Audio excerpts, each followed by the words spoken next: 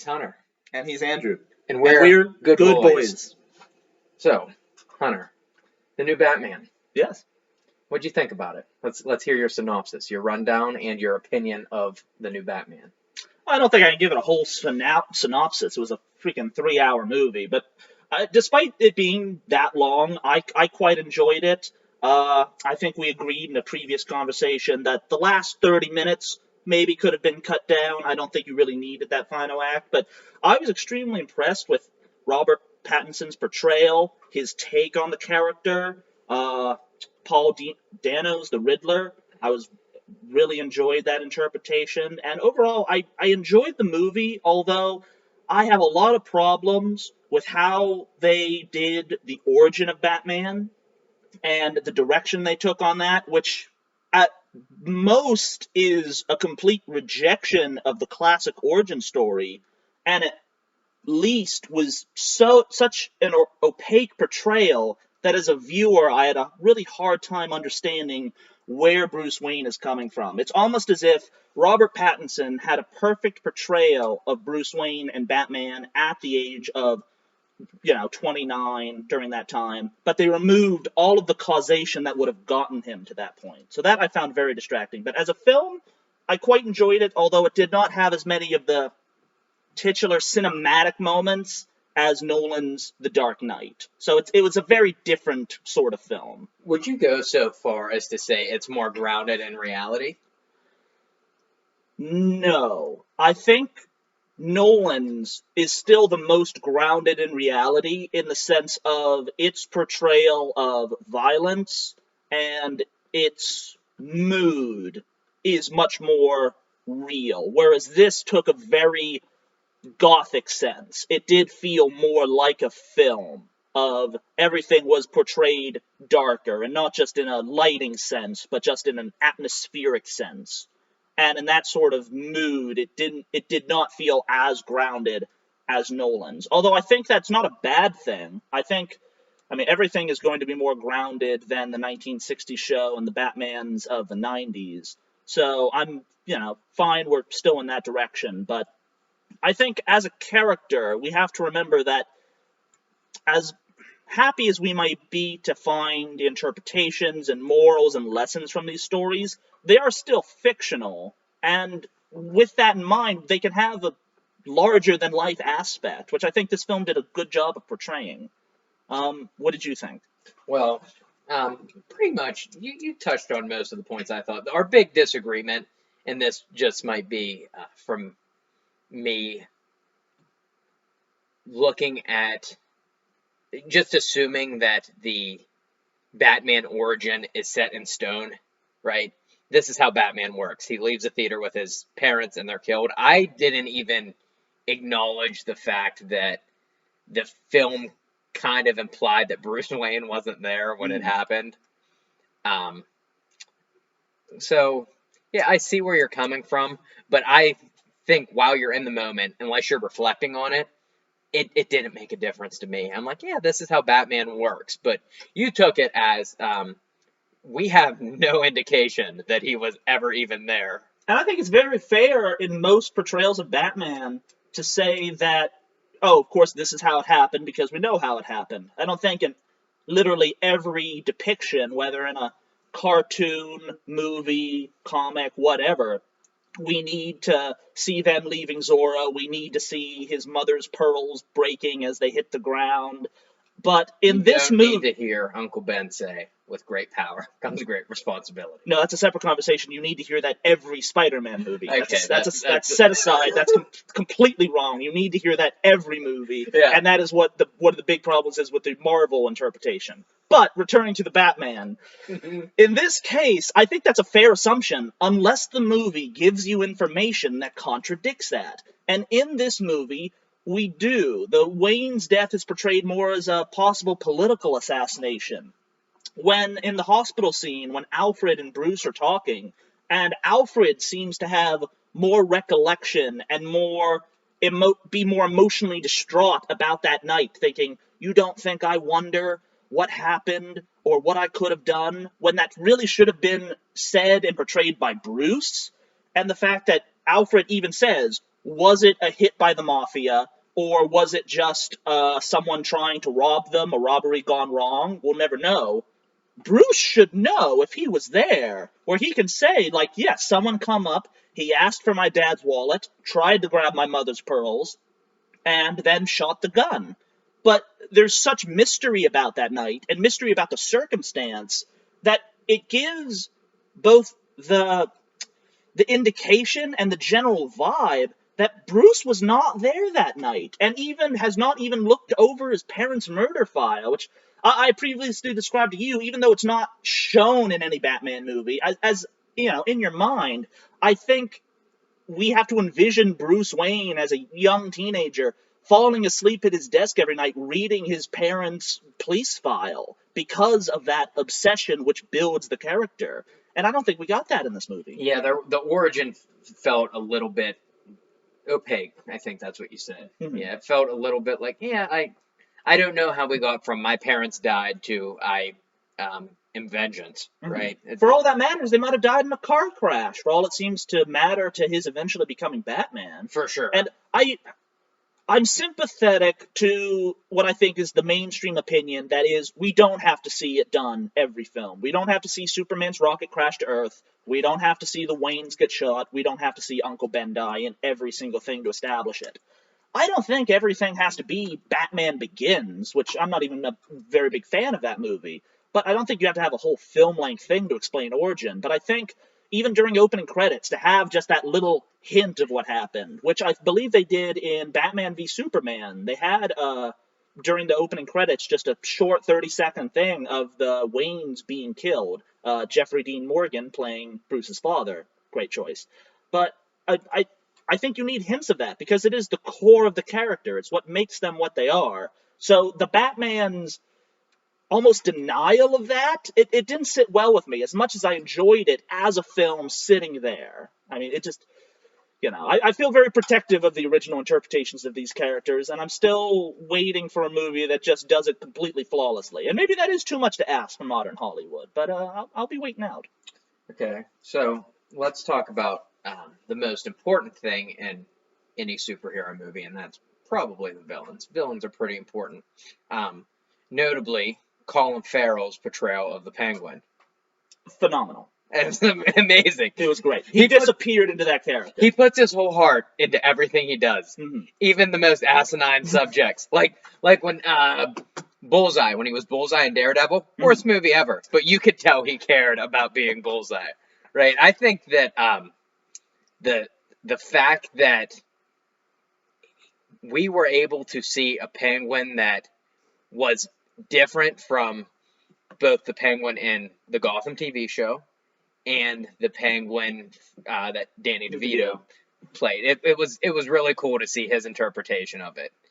I think it was finally something that was very true to form, where it's finally something that it's not Danny DeVito's "I'm a monster out of the sewer and I spit green blood." Like, Yeah. it is a guy with some facial scarring that just makes him appear strange with a prominent beaked nose. But he's still a mobster, and he still carries that respect and grandeur, and it's such a phenomenal New York accent brought to Gotham. It was very well done. For sure. The car chase scene, with that Batmobile, it was cool seeing a Batmobile that was not just A tank. a tank. Yeah, it was not some experimental I was never tank. I was never a big fan of the Rumbler in the Nolan universe, because it's so over the top. Yeah, it has a cool factor to it, but not as cool as a souped up muscle car. Absolutely. Nothing's as cool as that. So, speaking of great actors like Colin Farrell, and speaking of Batman villains like the Penguin, there was a conversation you wanted to have. Yes, there is a report now where Nicolas Cage, phenomenal actor, has indicated that he is interested in playing a villain in the Batman sequel. Now, he proposed that he play Egghead, which Really lame. a character I don't believe either of us are very familiar with, but he's from the 60s TV show, originally played by Vincent Price. And Nicolas Cage said he had a very, quote-unquote, terrifying interpretation of the character. that is fine, and I'm sure he's very aware of his abilities and preferences, but I thought you and I could almost definitely come up with a better character for him to play in the upcoming movie. Without a doubt. And I put some thought into this. Would you like to hear where I landed? I would love to hear where you landed. Okay, so there's a caveat on this. We would need more than just Nicolas Cage. Just hear me out. So Nicolas Cage portrays Two-Face, right?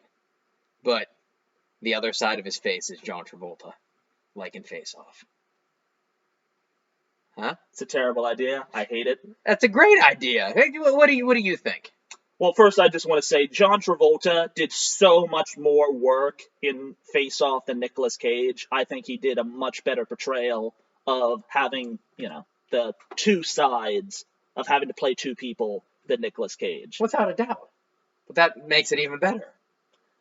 And I don't think Nicolas Cage does a Harvey Dent well. I don't see him as a district attorney. And I think in any mainstream movie you would need to have the origin story of Harvey Dent as the district attorney turning into Two-Face. Like, it would have to be an origin movie for that character. And I think Aaron Eckhart did certainly a fine job in The Dark Knight. And don't even get me started on Tommy Lee Jones hamming it up. Awful. But I don't think that is the correct interpretation for that actor. No, but it's hilarious. And it's Nicolas Cage. Are we going for comedy or are we going for greatness? I'm always going for comedy. Well, that's what makes us different. Okay. What would be great then? Let's hear what would be great. I have two pitches. One I think is the best. The one I think is really damn good. The best, I think you get Nicolas Cage as the Mad Hatter, portraying him as an older man who develops a creepy obsession with a younger woman who as a coworker, she finds him sort of charming, just friendly, nice, but obviously zero interest, a man twice her age, and she's already in a relationship. And he develops that obsession, which I think, similar to Paul Dano's Riddler, you could take in an extremely horrifying direction, where he develops the obsession over her, develops the obsession over Alice in Wonderland, and you could really get a very creepy, very scary interpretation of that character opposed to Robert Pattinson's Batman. I think that would be an excellent portrayal for Nicolas Cage to have that, because I think he could portray that character very well. Yeah, I like yours a little more, but mine would certainly be funnier. Yours would work as an SNL skit. For sure. That's kind of a low bar, though, to set. And my second pitch, if that didn't get by the studio for some reason, I think Nicolas Cage as the ventriloquist. So the ventriloquist would be good. Yeah, I considered that as well. So when I was thinking about this, I was like, it's Nicolas Cage. I'm going to just what would be the most outrageous character he could play, Two-Face, with the other half being John Travolta. But Bane would also be pretty ridiculous too. I considered that, but no, not as ridiculous, not as funny. But the ventriloquist, yeah, I think that would be pretty good. Where Nicolas Cage himself is merely in the background, does not speak, but you hear Nicolas Cage's voice coming from that puppet. And I just have the mental image of Nicolas Cage, his body from the chest up, mostly shrouded in shadow, wearing glasses that you see the white tints of in the darkness, with the ventriloquist dummy just brought out, holding that little ridiculous machine gun. Like this is portrayed as the mobster successor to Falcone and the other bosses that Robert Pattinson took down in the first movie. That he's taken the streets. He's insane, but he's so deadly and so prone to violence. He has just taken over and become the new Kingpin. And it works very well in the world that Matt Reeves has set up in the first movie, but it takes it just in a slightly new direction, while still embracing the roots of the original, comics. You would have to stick with a villain, though, that would be able to present... Because in superhero movies, you're always raising the stakes, right? That's generally how things go, there's new stakes with every subsequent superhero movie. And they set the bar fairly high on the first one. Do you disagree with that? Do you think you have to raise the stakes? I think that is the typical thinking in most Hollywood films, and when it comes to most sequels. I disagree with it from an artistic standpoint. I think when it comes to the Batman, you and I agreed that flooding the city at the end was kind of unnecessary to the larger plot. And raising the stakes, I mean, that's how you get Batman trying to get rid of a nuclear bomb in The Dark Knight Rises. It gets to a level that's a little ridiculous for the character. Whereas, I mean, Batman, he fights mobsters, some really crazy villains, but at the end of the day, he's primarily focused on street crime. He stops muggers and car thieves and attempted rapists and all of this stuff. So I think when you get it to that certain level, it's biting off more than the character can chew. Let me see. I completely agree with you. That's probably the logic, and that's what the studio is going to want, and that would be a battle to try to win out. But I personally, if it's just up to me, I don't think that's the direction you necessarily have to go. I don't think it's about building more stakes. I think it's just about presenting a good film. That's probably true, but characters learn lessons, Yes. right? Do you think so? You don't think that raising the stakes is necessary for a character to develop and learn more lessons? I'm not totally sure. I think in some ways it is, some ways it isn't. I think that trying to prevent a catastrophe and sort of failing that happened in this previous one, I think that's a pretty important thing for character development. I don't know if you could get character development that is so impactful without having a similar kind of scale, or maybe it's more about teaching a different lesson, but I don't know. I think scale can work in some cases, certainly, but I think you hit the nail on the head at the end there with they learn a different lesson. And in this instance, we're working with Bruce Wayne, a Batman, who's still very young, who's still learning lessons. And we saw in the Batman that he's still rusty on a lot of things. He failed to figure out Paul Dano's plan before it was too late at the end because he was too focused on his own identity and his own problems there instead of just thinking through logically when it came to the riddle. So we see him make a few mistakes, and in the future movies we'll see that improve. But when it comes to you don't learn enough if the stakes aren't high enough, at a certain point the stakes can only get lower. I mean, after Batman, saves the city from Bane, which was under siege for 9 months, Yeah. and then gets rid of a nuclear bomb in the Atlantic Ocean, what does he do after that? I mean, there's a reason that there's a reason Nolan retired the character. Ridiculous. But there's a reason he did that narratively of like, well, what else is there? Yeah. Next, you're stopping super volcanoes, right? Yeah. Okay. So you are going to send Nick Cage an email saying that he should actually play the Mad Hatter. I think he will be very interested to take the role. I think I'll have a very good pitch for him. And to be honest, I can't see him saying no. You're probably right, I'm sure. I mean, Nicolas Cage will take the role if it's given to him. He will take the role. We know that, without a doubt.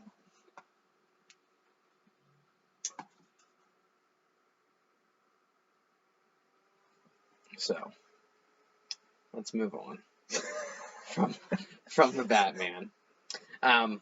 So I wanted to tell you a story. I wanted to hear a story. That's perfect. So, have you ever experienced sleep paralysis? No, and so many friends and people tell me instances where they've had it. I've never experienced it myself. I've experienced it one time that I can remember. Katie's told me before, and friends at sleepovers have told me before that I've caused a commotion in my sleep.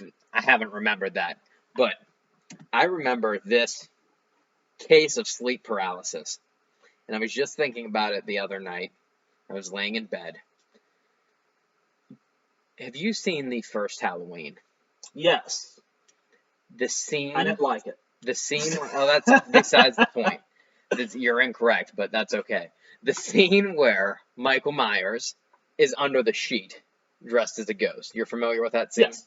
With the glasses. Yes, exactly. So I was probably 15 years old, and I was sleeping, with my head facing, on my side with my head facing an open door. And Closet door or bedroom door? bedroom door. And I opened my Hall light eyes. on or off? Off. It was the middle of the night. Middle of the night. Doors open. Whatever. I open my eyes, and I can't move, as sleep paralysis goes. But at the same time, there is that exact ghost standing in the doorway. Yeah, like a Scooby Doo style sheep ghost. Like a little bit like a Klansman looking. And like the girl in the movie, you asked it to come back to bed. Yeah, that's exactly it. I was like, come back to bed. Very sultry voice. But no. I couldn't move at all. I was paralyzed, hence, sleep paralysis. But I was looking, and I was trying to scream, and I don't know what it sounded like, but I felt like I was screaming loud enough for, why isn't anybody, coming out of a bedroom to help me? Was it moving or just standing still? It was just standing still right there. So I'm, screaming, not able to move. Did you do that scream again? Just screaming, and it's just standing there. And at a certain point, your brain starts to catch up with what it should be doing, and you start realizing oh yeah, I'm not in a slasher movie. I'm imagining this. This is a bad dream, but you're screaming and you're screaming, and this ghost starts going out of focus. Okay. Do you know what it was? Can you guess what it was? One of your dogs? Someone else? No. It was shaped like this. My pillow, when I laid on it, the corner went up into the air. And was close to my face. Was it the perfect distance where it was in focus and everything else was out of focus? So as I'm screaming, I just noticed, oh, that's the corner of my pillow. Were you screaming in real life? Yeah. Whenever I came to, it's when I could start moving, I was screaming, it was terrifying though. It was one of the scariest experiences of my life.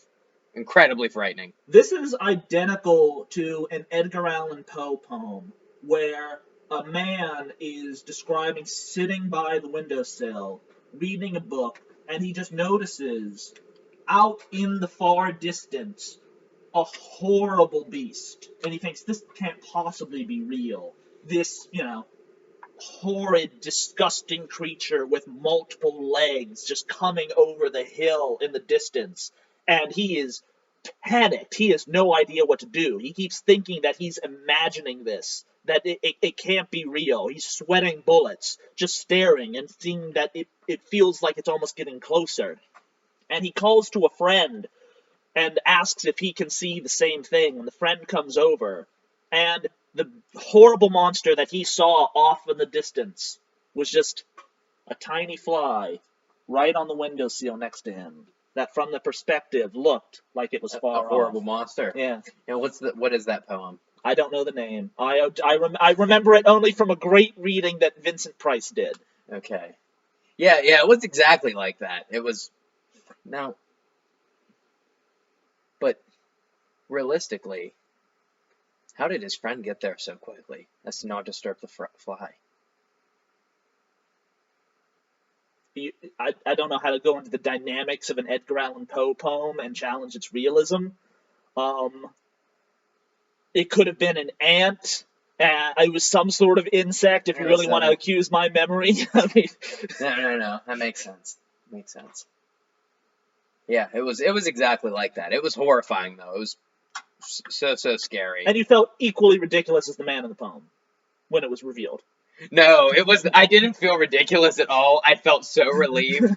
And I remember having... anyone in this position would have done the same thing. Would have felt this exact... Screamed in terror.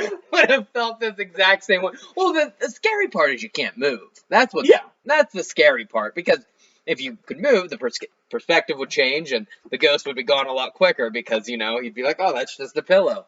But, it was horrifying. It was so scary.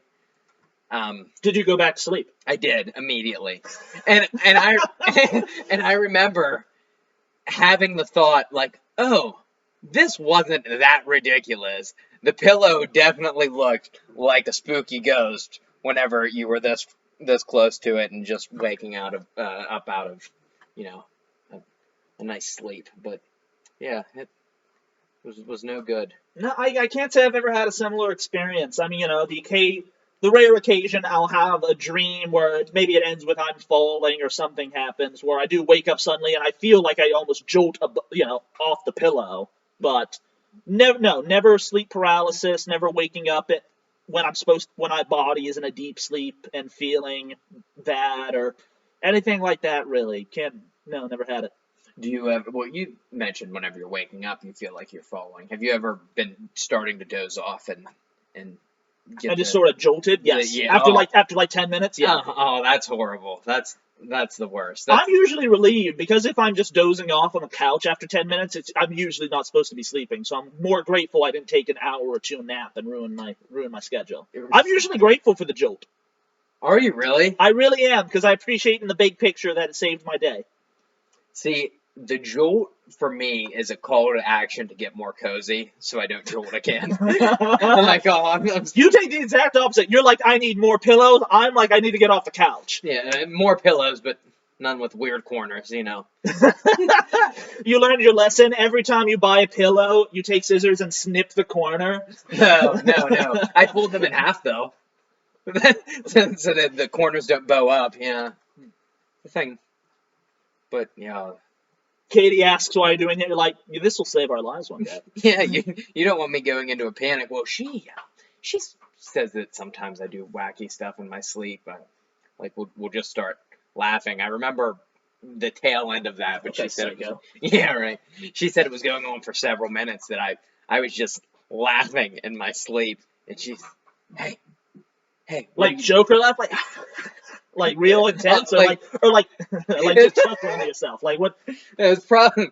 She said it was like Seth Rogen when he laughs in any movie, like yeah, like that.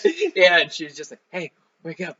What's so funny?" Like, yeah, you just wouldn't get it, and go back to sleep. That happens sometimes. So that was her concern. Not there might be something wrong, but I need to be in on the joke. That was her primary motivation. She was probably she didn't ask, "Are you all right?" She didn't ask something wrong. She said, "What's so funny?" Why would you think that something was wrong? I was laughing. If I saw someone just who I thought to be sleeping lying there and they just started laughing, I'd be creeped out. I'm like, something bad's happening somewhere. Oh, she was certainly creeped out, but I feel as though she just felt more left out. She felt like I had an inside joke with just me, and she wanted to be a part of it. But yeah, it was very sad on her part. Very sad on her part. But yeah, I just wanted to that. Sleep paralysis thing happened years ago, and I don't think I've ever told you about that. No, yeah, not. Yeah, it was a odd thing. So it was so nice whenever like the feeling of coming out of it was cool seeing your brain catch up to your sleeping brain, your waking brain sort of catch up to it. That was fun, but the experience itself wouldn't recommend that. Yeah, I wasn't planning on trying. I don't even know how you could try. I guess just watch Halloween a bunch more times and go to sleep with. Yeah. I found myself for the past year more and more having dreams related to the stuff going on in my life or like the previous day or something related to that. Now, are you talking abstract dreams that you're interpreting as being pertinent to like your current situation, or are they dreams like directly corresponding? They're quite literal. Either a person who I just saw or thought about intensely the day before appearing in a dream, or an activity I did the day before I was planning to do the next day being the thing I'm doing in the dream, or it turning into something else. Like, of course, there are abstractions in dreams where I'll be doing one thing and suddenly I'm somewhere else completely without any sort of shift. But no, it's quite in the literal sense of not like, well, there's a rabbit, and that makes me think of this person, which did this. No, there's not like a ABC train of thought. It's quite there. See, every dream that I ever have is it's like a Salvador Dali painting. It makes no sense, and like the people that try to interpret fine art, it's like where the guy just wanted to draw some droopy clocks, Like I will often have dreams that I'm in a place and I know it's that place, but it doesn't look like that place. Mhm. If that makes any sense to you. Of course. Yeah, that's the sort of thing I dream about. Very, very rarely will I dream about things that are currently meaningful to me or people that I've thought about. They're always very just wacky. No, mine are quite literal and sometimes quite as mundane. There have been a handful of instances in my life where I've had a dream, and the next day, say the middle of the afternoon, it suddenly hits me like, oh wait, I didn't do that yesterday. That was a dream. Where in the back of my head, I thought like, oh yeah, that happened because it was so realistic during the dream and so mundane and uneventful that I just interpreted it as part of my life. That's, Is that crazy? that's sad as fuck. Why is that? I mean, we dream a million things a night, and you only remember certain things in like the minutes afterwards. Maybe you but, just remember the mundane. well, no, it's not that my dreams are typically mundane. It's those are so exceptional that they were so mundane. Like this only happened a handful of times in my life. I gotcha. Which I'll wake up and I'll think, oh yeah, I had that dream, and then 20 minutes after you wake up, you forget everything. Yeah. But no, these were very specific instances where they were so realistic, I just interpreted it as part of my memory, not my dream. So they're very exceptional. I thought, I was thinking that the very mundane dreams were the most common. No. And, okay. Because that'd be so sad. Somebody says to follow your dreams, and it's like, yeah, I can. What do you think of the concept of do it? What do you think of the concept of lucid dreaming? So, what do you mean, like, as far as being able to do that, or just what about lucid dreaming? Okay, we'll take it one piece at a time. One, the skill of training yourself to do it, and two, actually doing it. I think actually doing it could be super cool. Have you ever lucid dreamed? Not that I recall. I think that I have, anytime I realize it's a dream and I start, like, interacting, I just wake up. Same. A handful of times where I've been in a dream, realized what it is, I feel like dream me has such immediate anxiety of, wait, I can do anything. I need to do stuff so quickly before I wake up that it makes me wake up. Yep. Like I have the mental state of, I have like 30 seconds of dream world before I fall out of it. What can I get done immediately? Gotta do everything. And that anxiety then that mental anxiety then wakes me up. So no, I've lucid dreamed a handful of times and never more for what felt like 30 seconds a minute tops. Yeah.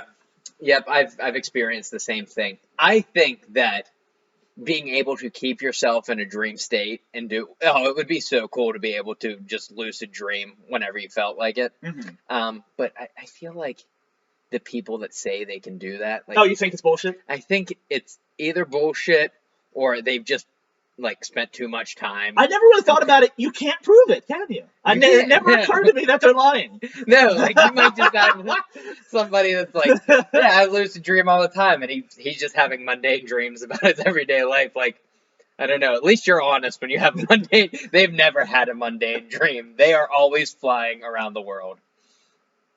Yeah. Well, now I think it's bullshit. Now I don't even think it's real. It never occurred to me that they're lying, and I'm like, oh, they obviously are. Yeah, you can you can lie about anything that somebody can't prove wrong, and they just have to be like, oh, okay, I'll take your word for it. So I now believe you and I have lucid dreamed as much as anyone else in the world.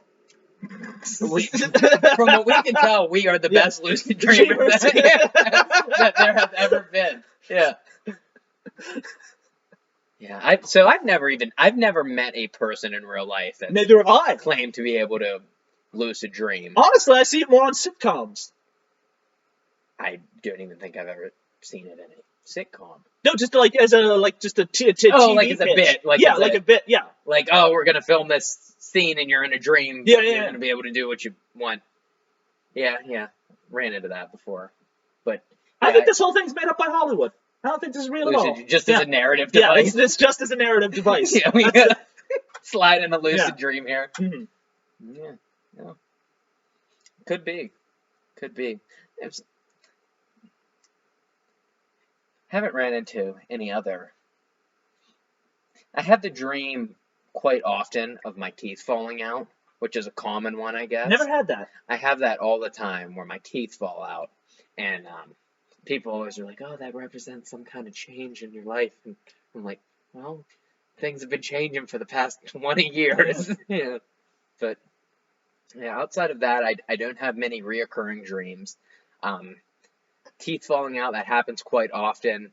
The only other thing that could be even remotely close to reoccurring is I'm at a place that doesn't look like it's this place, but it is, and you can't explain why it is, but that dream, I have those quite often. My dreams, I feel like, are so typically based on what's going on in my life in the surrounding 48 hours that there's really no repetition that I feel like. I mean, maybe certain, like, I've had, occasional dreams where suddenly, like, I'm falling or have the sensation of falling, maybe that sort of repetition. But as for repeat scenarios or repeat events, it doesn't really happen. Each one is pretty unique, albeit realistic.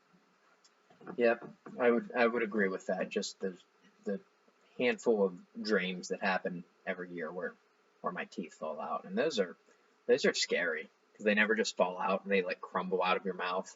Do you check your teeth after you wake up? Absolutely, without a doubt. And I always have dreams too where the tooth won't fall out, Mhm. but it'll feel unbelievably loose. I have a permanent retainer on my bottom teeth, and in those dreams, for some reason, the teeth attached to that always get like feel loose in the dream. I'll wake up and I'll try to wiggle my teeth around. I'm like, oh, they're still retained, but I have the fear for the next like 45 minutes, like, oh, my tooth is just gonna fall 45 out. minutes is a long time after It you wake is, up. yeah, and I don't even remember the dream. I just remember, oh, this tooth is loose, but the tooth, isn't actually loose. So the other thing I wanted to talk to you about, and you actually presented me with this. No, I think I shared a tweet with you where somebody asked this question. No, I shared the tweet with you, Is but that how you it went? decided you wanted to make you had a theory about this. I sent the tweet to you. Yes. So refresh me the exact scenario. If I recall correctly, it was a tweet that was just a screenshot of a 4chan thread with someone discussing the uncanny valley, the idea that as people we see something that appears human-like, but subtle differences signal to our brain that not only is this not human, but it gives us a sensation of it being creepy or scary. And just disgusting. And it's an immediate turn off, and that can be just poorly done dolls or things in movies that CGI and things like that. And the tweet presented itself simply as asking the question, well, if everyone has an innate response to be fearful or turned off by the uncanny valley, then does that mean it is an evolutionary sense that as a species we developed? And then it simply presented the, horror movie question of, well, what had to exist in the past to make early man develop the sensation of uncanny valley? What looked human but wasn't that we had to be scared of? So that's what it presented itself sort of as a prompt. For sure. So, what you can take for that, it was leading you in the direction of vampires, werewolves, skinwalkers, nefarious doppelgangers, that sort of thing, right? So I think that's probably the most likely scenario. That we knew that the guy living in the castle was he was almost like a human, but wasn't. Something uncanny about that. But really,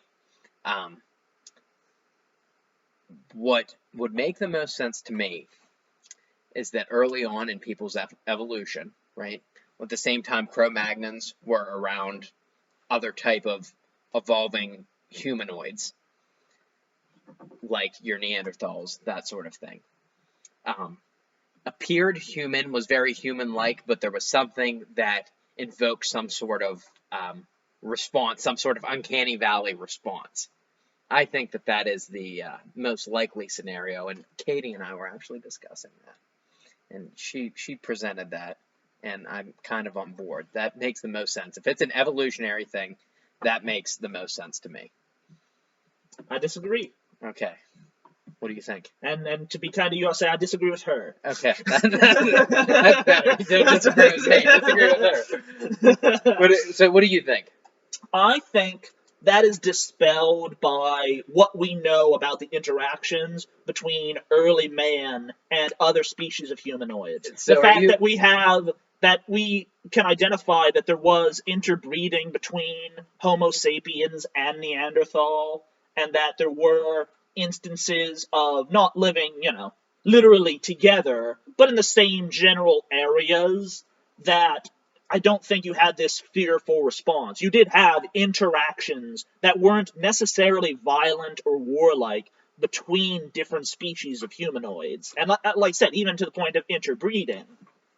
So it's Did you take a 23andMe and you have a little bit of Neanderthal and you're like, no, that's not the case. I did do 23andMe. I don't think there was Neanderthal. I don't believe so. I haven't taken one. I've been wanting to. I just haven't. It's worth it. It's fun. Pull the trigger. It's like what, $100? It's something like that. It's fun. I mean, it could be a good gift for someone. Just like, do this for sure. The thing that gets me most excited about them is I want to see what diseases and they do like that. They do the health thing too. I think I got that done. I didn't even bother really checking it. I think you're just sort of trying to sidestep the issue of I totally disproved the theory you just presented. Or excuse me, Katie presented. Yeah, she's probably wrong. Yeah, she's probably wrong. Silly thing to say. An alternate. Go ahead. I will offer a counter argument to that. We have some evidence that either through violence or just breeding more efficiently than Neanderthals, that the Cro-Magnon kind of wiped them out, right?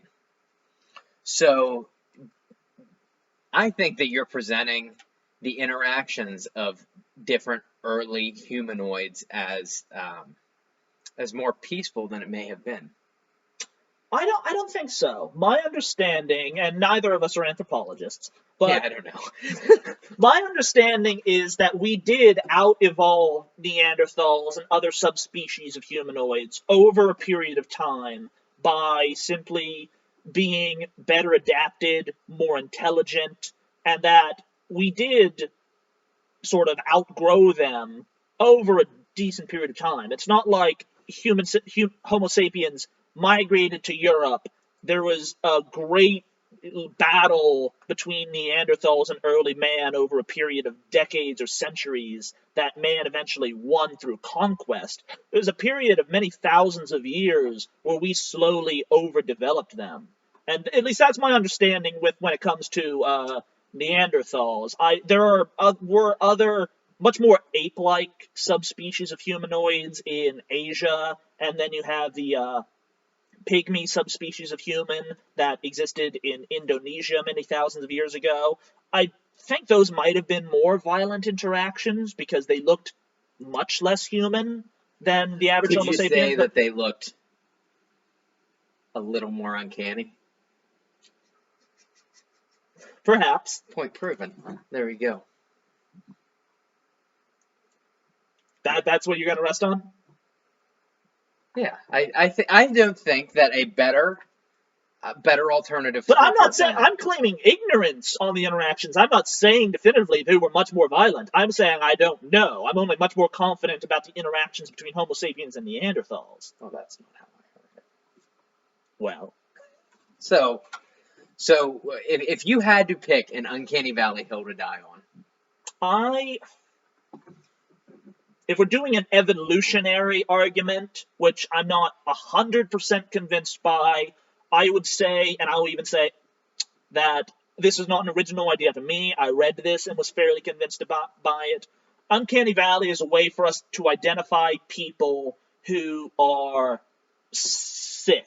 Particularly, the argument was with rabies. People who are they are human, but they are acting peculiar. They are walking peculiar. Something about the way they strut, the way they act, is off-putting. It's not it's not normal. It's not human, and that is a way for us to identify visually who's sick, that with rabies, who's going to get me sick fatally, and a way to identify that. Now, that's a theory I'm much more convinced by than the Neanderthal one, but if I was going to say a different theory that doesn't have to do with evolution, the human mind likes to pick out patterns, often ones that aren't even there. Our minds are geared towards identifying things and connecting them. Mm-hmm. It might just be that we are so used and inculcated to, we identify patterns on the human face and things that we know as human because we are surrounded by them, that even things that are just a little bit off, slight deviations, we are able to immediately, our pattern brains are immediately able to identify as something's not right there. Because I know the pattern of the human face, and that's not it. Yeah, I know how. And just like we see something where it's like, something's, just a little bent out of place, the quote-unquote OCD mind would be like, ooh, that's uncomfortable. It could be the same thing on the human face. For sure. Something, when that is an original to me. I thought of that. Yeah, I think that makes sense. I think that if you smile, your mouth moves in relation to corners of mouth move in relation to chin, like this. Mm-hmm. Like, this is a slight deviation, a little extra twitch, a little extra lateral movement when things should be moving vertically. You're like, oh yeah, that's something about this is off. Yeah, something's a little bit strange. And I think that because the Uncanny Valley exists, I think you see it the most in animation, where things look realistic, but there's something about the realism that makes it extra creepy, right? Like, they almost get there, but that little bit of deviation is what really highlights how uncanny it looks. I think the Uncanny Valley examples of it mostly exist in animation, but I will say I've never been creeped out personally by Uncanny Valley animation. It's always too unreal. I'll be very creeped out by, like, something that's a physical thing that someone's created that's Uncanny Valley, but something that's drawn, it's too fictional for my brain to really recognize it as scary. Not even scary, just creepy, a little uncomfortable. That doesn't get it. I mean, the example so many people like to use is the Polar Express, that animation. The girl in the Polar Express. Nothing about that makes me uncomfortable or creeped out or like, I'm just like, oh, it's just animation. It's some bad animation. Do you get a little creeped out by the guy that rides on the top and the bottom of the train? The hobo. The hobo, yeah. He's my favorite part of the movie. Other character. He's a little bit creepy. I think he's great. I think he's great too. He's the best character. His scenes are the best scenes in the movie. Absolutely. But there's something extra creepy about him. Well, he's a ghost. Yeah, without a doubt, he's a ghost. But I feel like his intentions aren't very clear. No, they're not. And that may be what makes him so creepy. That could be the case, I suppose. His intentions are definitely unclear, but nothing about him seems to be giving malice. I was never personally creeped out by him. Like I said, I think that's the best part of the movie. I love that, especially, because his whole point is seeing is believing. And he asks, do you believe in ghosts?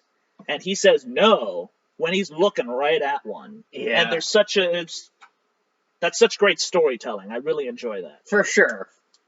Oh, that's a great movie.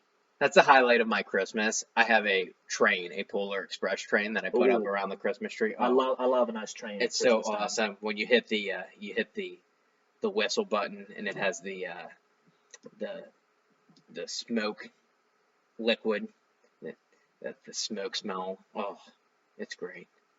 It was only as an adult that I discovered that Tom Hanks voiced all the adults in the movie. Yeah, he's great. Hmm. But he only looks like the conductor. This is true. he even do Santa's voice? He does Santa, he does the conductor, he does the hobo, he does the boy's father, and he does the boy as an adult. Who voices the boy's mother? You know what? I never checked. Could be. What if it was Tom Hanks? That'd be very impressive. It would be. It would be like, what was the movie he did? Cloud Atlas? Is that the one? Where it's a bunch of, it's him across different, I never saw Cloud Atlas. yeah, I think that's the movie where I it's get that him. confused with the other one about 9/11. What? The incredibly loud and close and something. Extremely loud and incredibly close. Yeah. I think I saw that once. I think that they're very different. Okay, but I never saw Cloud Atlas, but I get it confused with that one. That makes sense. I always get That was a terrible movie. extremely Loud loud. and incredibly close. Yeah, it was a terrible movie. Yeah, I always get Forrest Gump and the Green Mile mixed up, personally. I'm like, when did Forrest get a job on death row? This must be the This is extended the, cut. this is the South. Oh. This is the director's cut where Forrest is boss on death row. That's a great movie, though. As a side note, The Green Mile. Oh yeah. Oh, one of the best movies ever made. I absolutely enjoy Green Mile and I enjoy Shawshank Redemption. Both great movies, both worth watching. As an adult, rewatching them, I kind of lean towards, they are just a bit long. The Green Mile, I think, They're both 3-hour movies. 3 hours and 8 minutes. Yeah, it's Yeah. a lot. That's pretty crazy. Uh-huh. I feel like they're movies that you should watch at least once, though. Oh, 100%. And I'm surprised I'm saying this, and maybe I'll reconsider in the future, but I think at the moment, I would say just by a slight margin, prefer the Green Mile over Shawshank Redemption. I do as well. Yeah. Yeah. Do they ever, in the movies, do they ever go over what the other death row inmates did to get put on death row? Notably, the Native American fellow that is killed in the beginning, and Dale. Dale, yes. Dale Delacroix, I believe that's his name. Mhm. Yeah, Dale. Do they ever tackle what either of those guys did? Not out loud, but I think it's very well inferenced that you're on death row. You are guilty of a very heinous murder. You killed somebody. Yeah. At a minimum, you killed one person, and you most likely did it. You either killed more people, or you did it in a particularly heinous way that you got to death row. For sure. I think that's pretty well established, if not said out loud. Yeah, I wasn't sure if they ever tackled the specifics of any of the crimes outside. Just Wild Bill. Outside of Wild Bill, yeah. and how John Coffey ended up. Yeah. There, yeah, that's a fantastic movie. It's such a sad movie. It's so heartbreaking. It's a very sad movie, but I particularly love the ending when it has the note of Tom Hanks's character is being punished with eternity. When he says, I destroyed one of God's miracles. This is my punishment, Mm-hmm. and it's living so long to see everyone else die. I like that's such a that's such an ending of it really leaves you with something. The thing, whenever you start doing the math on it too, Mm-hmm. and If the mouse lived this long, then he'll live this long. You're like, you're going to see flying cars, and what's this isn't a punishment. You're going to see flying cars. what's really shitty about it is he's, what is he, like 118 or something like that? Because it's taking place. Does it take place in the 80s or 90s? The movie's from the 90s. I think it takes place in the 90s. Okay, and he was a grown 40-year-old man or whatever in 1935. Yeah. So yeah, he's well past 100. Yeah, and because Mr. Bojangles dies at the end of the movie. I think that's the last scene is him. He stops breathing. So how long's a mouse live? A year and a half? I don't know. Something like that. Yeah. Short. So basically, times 80? Yeah, times 80. So then you multiply 80 times 80 because that's how long a person lives. Yeah, mathematician, tell me what that is. 1,600. That's a long. Yeah. What is that, longer than Methuselah? I don't know. I don't know Bible longevity. What's Methuselah? He was a figure in the Bible that is known for living Sorry, a long that's time. 6,400 too. That's a lot more. Yeah. Okay. It's definitely longer than Methuselah. Yeah. That means nothing to me. I don't know who Methuselah is. All right. Well, you can display your ignorance, and I won't. That's fine. Okay. Yeah.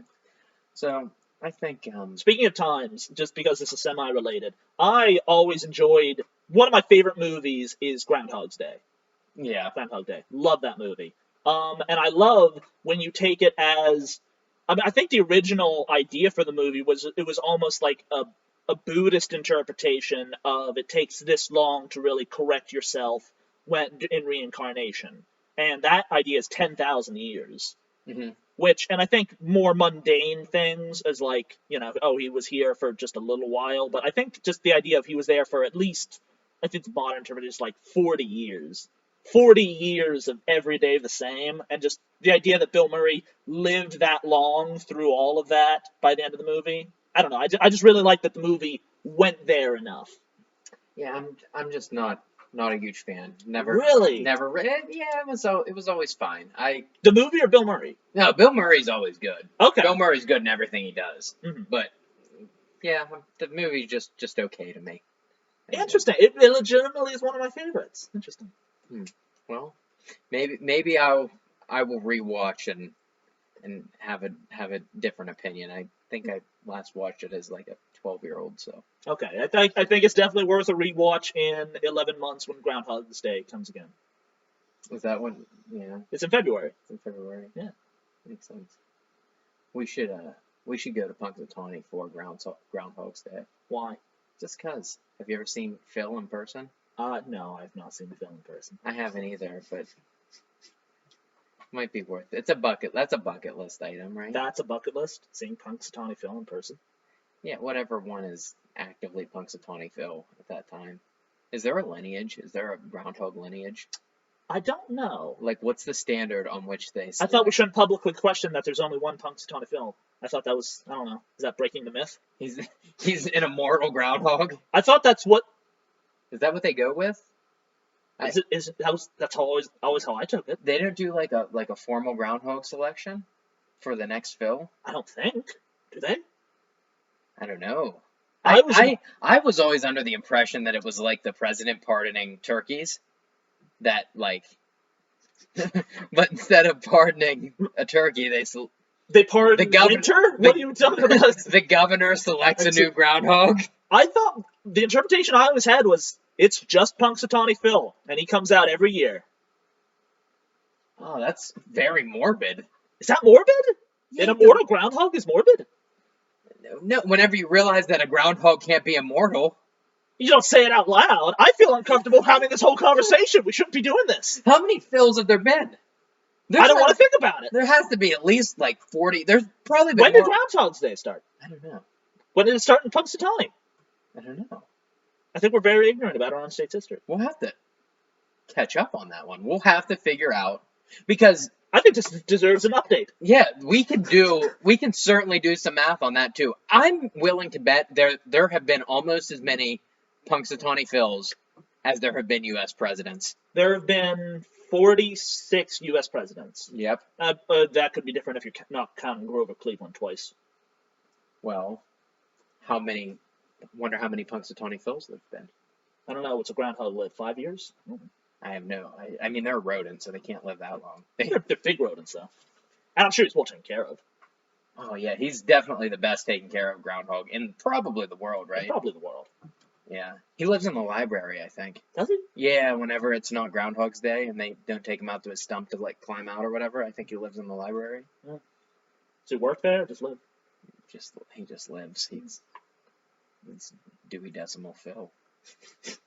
He's Dewey Decimal Phil 364 days out of the year. And then that one day he becomes Punxsutawney Phil. Yeah. He's got to pay the bills. That's his side hustle. Oh, yeah. Who's the Pennsylvania Lottery? Yeah. Does this thing where now that's Uncanny Valley. That is. The Pennsylvania Lottery has a mascot that's a groundhog, and He's the second most famous groundhog in Pennsylvania, which is a great slogan. It's a great slogan, but then his name's Gus. Yeah. That's really lame. Yeah. There's only one Gus. There are fewer Gus's than Phils, and well, he's bad CGI. He is. He's such bad CGI. Yeah. Yeah. But yeah, we'll update. We'll figure out how many Phils there've been. Yeah. Because that's important. And unless it's a Mr. Bojangles Punxsutawney Phil. It's just the one. It's just the one? Yeah. Well, I was gonna say, what if those records are private? That's not made public. How many groundhogs? Year of death? They don't release that shit. No, for all we know, they are immortal. Yeah. Yeah. I don't know.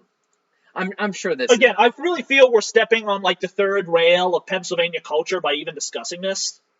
Oh, without a doubt. But I mean, the questions need answered, and we'll figure that out. I never had the question. I was happy to just take it face value. Yep, groundhog lives forever. Done. Sees a shadow. Winter. I'm not going after that. I'm going to investigate. I'm not making those enemies. No, I'm going to figure out if I can get a definitive answer on Punxsutawney Phil and Punxsutawney Phil's age.